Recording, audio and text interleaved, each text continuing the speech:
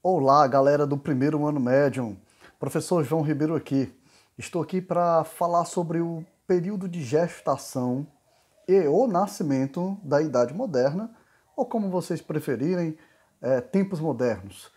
Enfim, eu estou fazendo referência aqui ao século XV, que oficialmente, na historiografia, né, na história, este é o século em que podemos falar de tempos modernos ou Idade Moderna. Eu não estou dizendo que de fato é assim ou tem que ser assim, mas tradicionalmente é isso que a gente estuda na escola e é isso que você deve levar para a sua futura prova do Enem. Esse entendimento que o século XV, lá na Europa, vai trazer esses ares de modernidade, esses ares modernos. A palavra modernidade ou moderno, nesse contexto que eu estou falando, século XV, ela está intimamente ligada à política.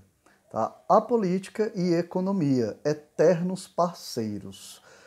É quase impossível você estudar a história de uma sociedade, seja ela qual for, e tentar entender o seu funcionamento político desassociado dos seus fundamentos econômicos. É praticamente impossível, se não impossível. Mas como eu sempre tento frisar para todos os meus alunos de ensino fundamental, ensino médio e preparatórios para a prova do Enem, todos os acontecimentos na nossa história, eles estão ligados a um jogo de causa e consequência, tá? É uma eterna dança, um eterno baile entre a causa e a consequência. Elas nunca se separam. Portanto, antes de nascer a Idade Moderna, os tempos modernos, veio o período de gestação, né? O período de fertilização, o período de desenvolvimento do feto, que vocês sabem, fazendo aqui essa comparação, essa analogia, o ser humano é o que 9 meses, né, para se desenvolver no útero feminino. Ok, então sendo assim, que período seria esse de gestação da Idade Moderna? Idade Média. Mas João, o que tem a ver Idade Média com Idade Moderna? Tempos totalmente diferentes.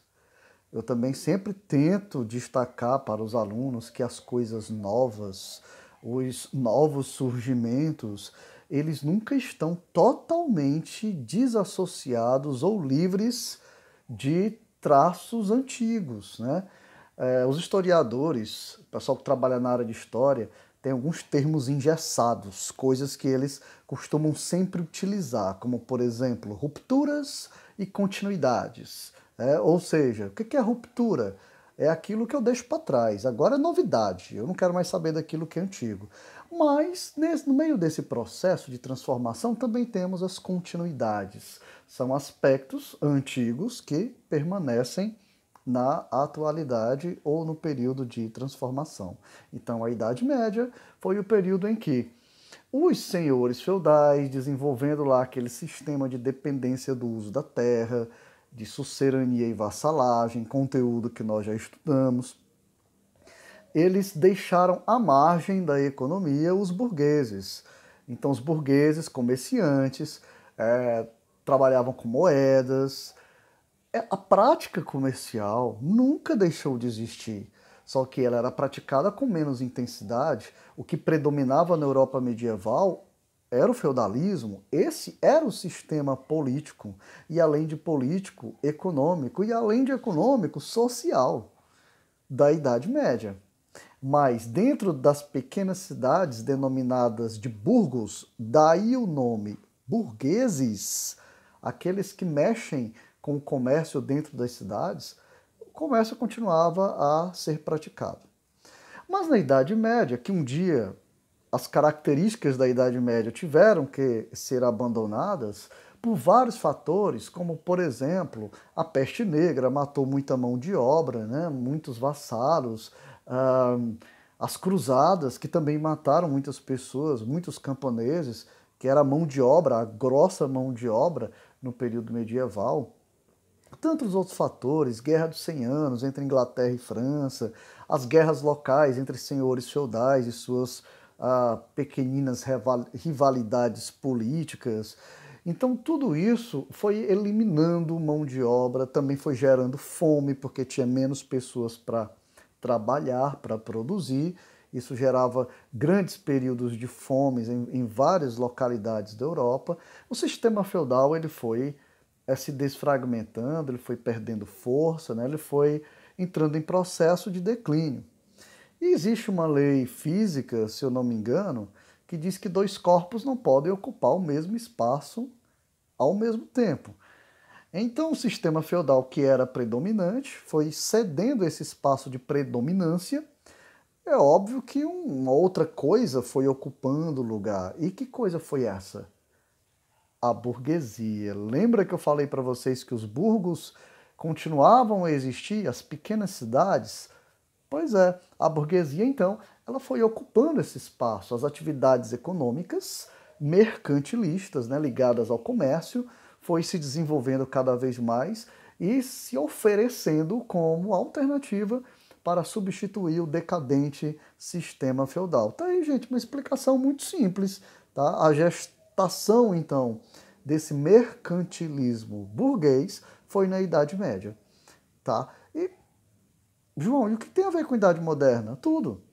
Porque a burguesia ela foi ocupando esse espaço como apoio político de um outro elemento social que também queria destaque, porque no período medieval ele não tinha todo o poder político, ele só tinha poder dentro do feudo dele, como todos os senhores feudais. Estou falando de quem? Da figura do rei. Então o rei fez aliança com a burguesia. Meninos que vão fazer o Enem, não esqueça disso. Aliança de reis com burgueses, ó, esse casamento aqui deu igual a quê? Nascimento dos estados modernos, que chamamos de absolutismo monárquico, e o sistema econômico mercantilista. Lembra que eu falei? Política e economia estão casadinhas. Então, política, absolutismo. Economia, mercantilismo. Foram esses dois elementos fundamentais que deram origem ao Estado moderno, ou aos tempos modernos, ou à Idade Moderna. Todas essas expressões estão ligadas entre si ou são sinônimas. Então, espero que vocês tenham entendido. Resumindo, as bases que germinaram aí o mercantilismo e o Estado moderno, o absolutismo, foi lá na decadência do sistema feudal na Idade Média. Século XV, então, a burguesia e os reis já estavam aliados e estavam jogando, lançando as bases aí do sistema mercantilista e do sistema político absolutista. Que aí absolutismo e mercantilismo já é assunto para a próxima aula. Isso daqui é uma introdução ao nascimento da Idade Moderna. Um abraço a todos e bons estudos!